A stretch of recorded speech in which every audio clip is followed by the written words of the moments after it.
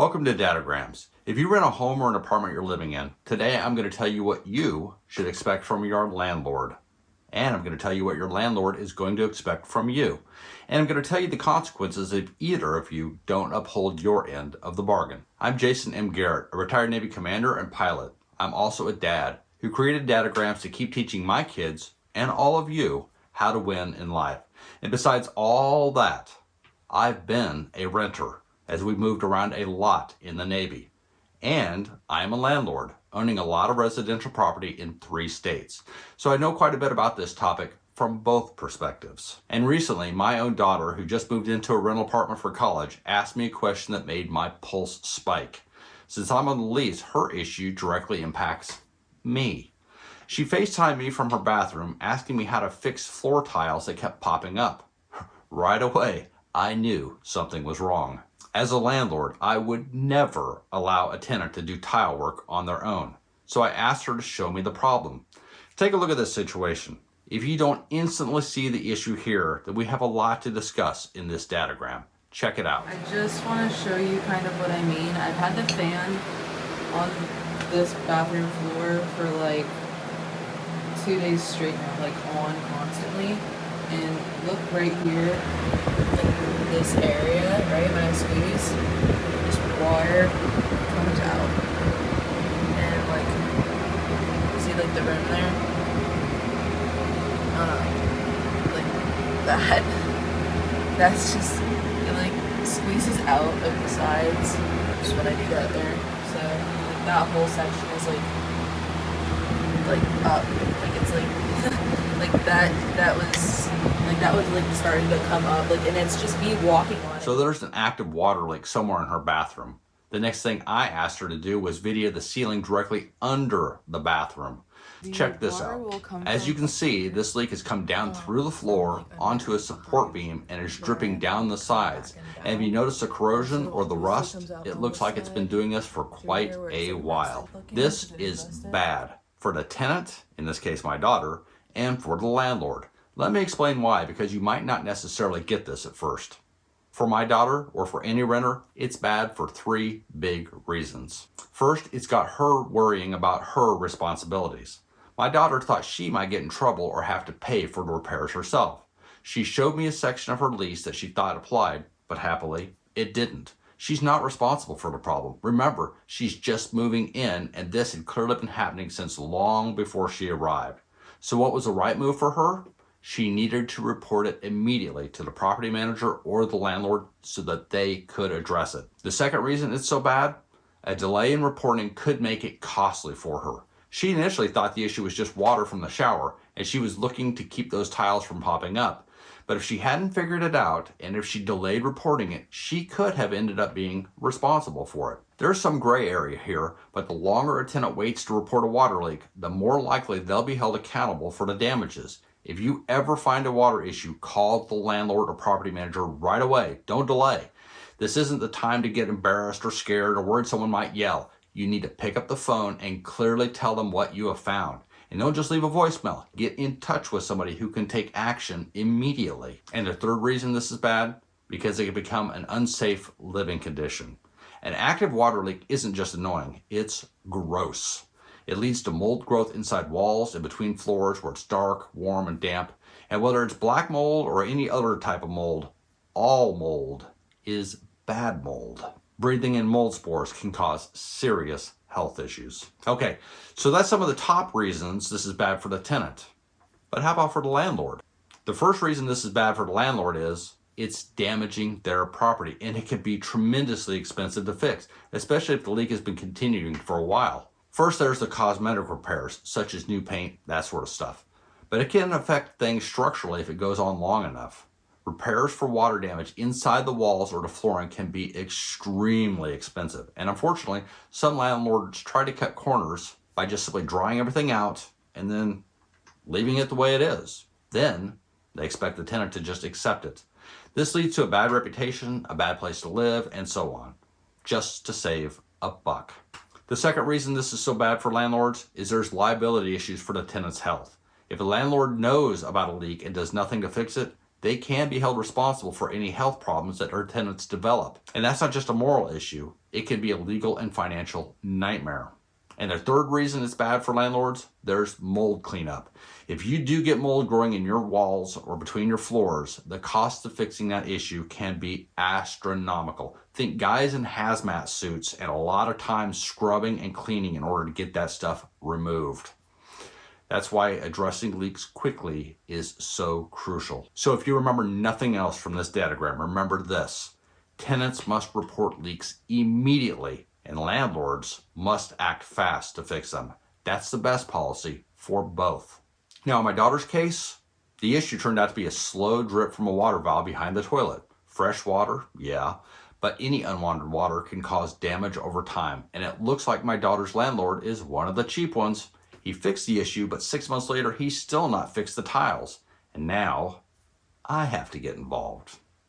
In all seriousness, as a landlord, water leaks are my least favorite thing to deal with, and I've seen plenty of them.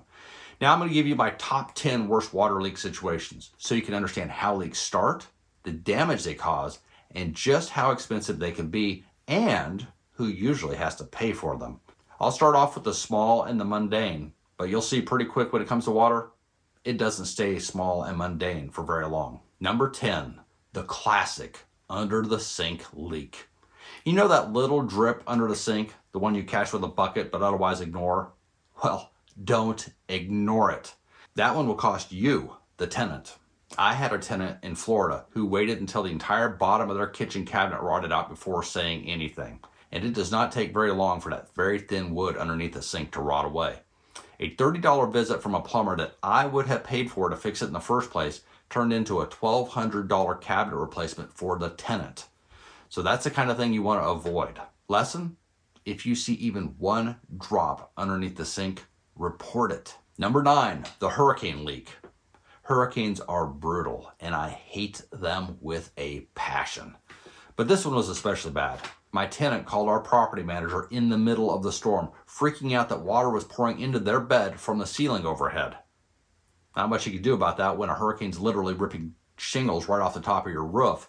But as soon as that hurricane was over, I had to replace an entire roof. Now that's an extreme case, but a roof leak can happen anytime it rains. Sometimes if the roof is just old, they leak. So report water stains on your ceiling the moment you notice them. The lesson here: ceiling stains equal a leaking roof. Always report them. Number 8, the air conditioner flood. So I was doing an inspection and the tenant just happens to say, yeah, we've been working with the property manager to fix this leak in the air conditioner for like a month now. Somewhat intrigued, I said, show me. And they did. They led me to the void under the unit and checked this out. They had buckets catching waters by the gallon.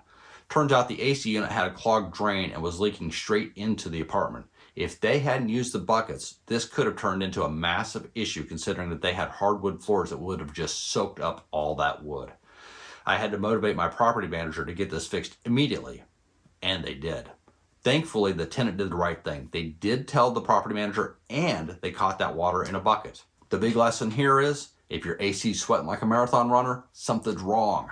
Report it. A tenant called saying water was seeping out of the wall. Folks, that's not normal. Turns out an old copper pipe had corroded and sprung a tiny pinhole leak, just enough to spray inside the wall for weeks without anyone noticing. And just so you know, this is a very common problem for old copper pipes, so keep an eye out for this kind of thing. The lesson here: if water is appearing where it shouldn't be, there's a problem behind the scenes. Report it. Number 6, the toilet leak that rotted the floor.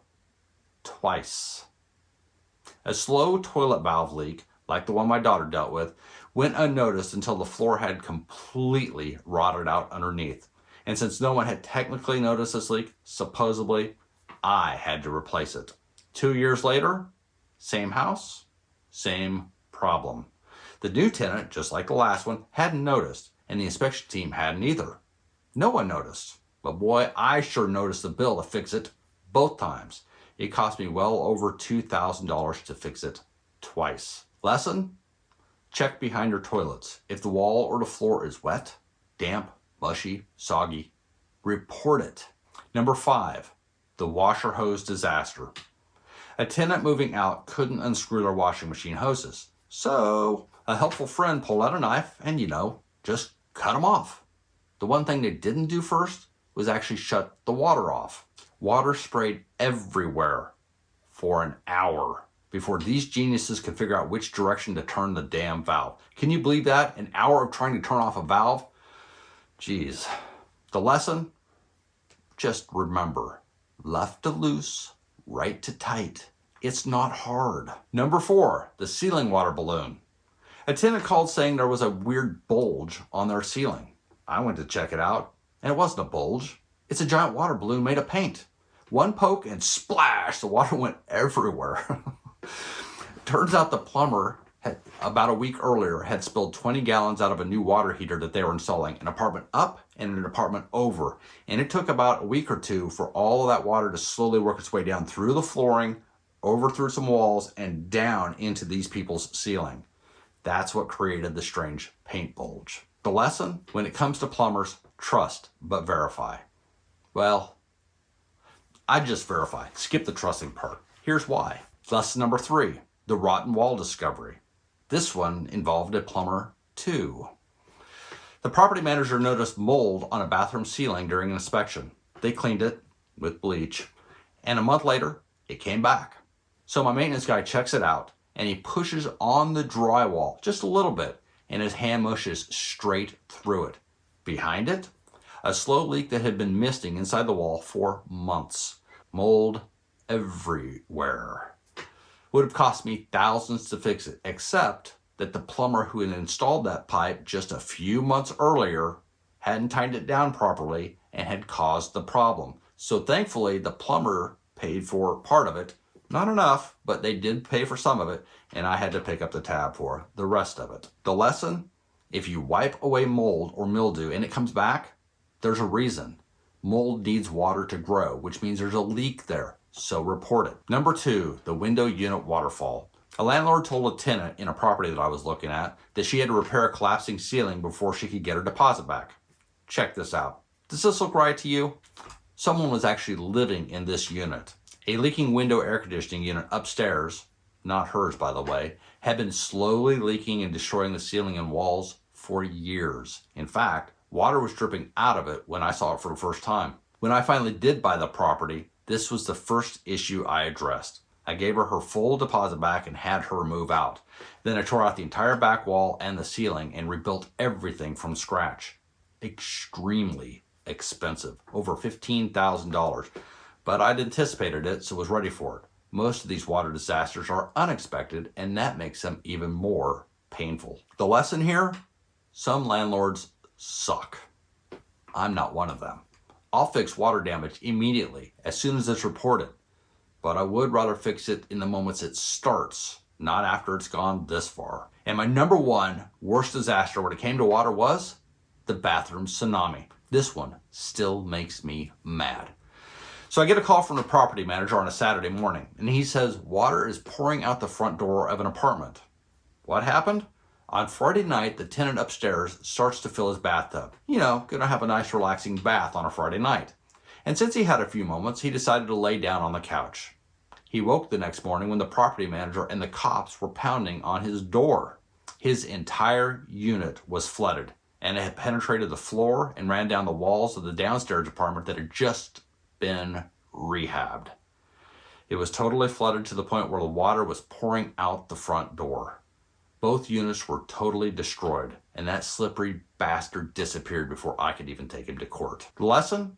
Don't take naps while filling a bathtub, ever.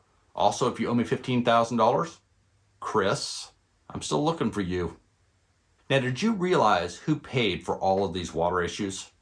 The vast majority of them was me, the landlord, because it was the right thing to do. I'm looking to protect my property and my tenants. Now, a few of them were the plumbers or the contractors. One was the tenant, and the last one certainly should have been. But regardless, water leaks are expensive, usually to me and other landlords. That's why it's so important that you call them in immediately when you notice them. Now, I know what a lot of you are thinking. You're thinking that I really didn't pay for them, right? My insurance did, because I've got insurance for everything. Well, you would in fact be wrong. Insurance does not pay for these water-related issues. It takes a special policy to do that that's so prohibitively expensive, no landlord I've ever met even bothers carrying it. So this is all out of our pocket every single time, and it hurts. It makes it hard to keep our properties nice for our tenants. As a tenant or a landlord, if you've listened to this top 10, you will have a better understanding of the water leaks that can affect us. Just remember, if you ever see water where it doesn't belong, report it immediately. As a tenant, the longer you wait, the more likely it is that you'll be held responsible. As a landlord, delaying repairs will only cost you more in the long run, so fix them. Renting is a two-way street. Tenants should take care of their space and communicate problems quickly, and landlords should be responsive and proactive with maintenance. Renting really is a team sport where tenants and landlords need to work together to protect the property. At the end of the day, whether you're renting or owning, the goal is the same. Take care of the home, and it will take care of you. All right, ladies and gentlemen, thanks for watching this Dadogram. If you've got the time, go back and watch another Dadogram. Unlike a lot of YouTube channels that talk about today's events and what you should do, these Dadograms are evergreen. They're timeless. They're always going to be here to help you win in life, now and in the future. Okay, so hit that thumbs up button, subscribe to this channel, and all that cool stuff, and I'll see you in the very next Dadogram.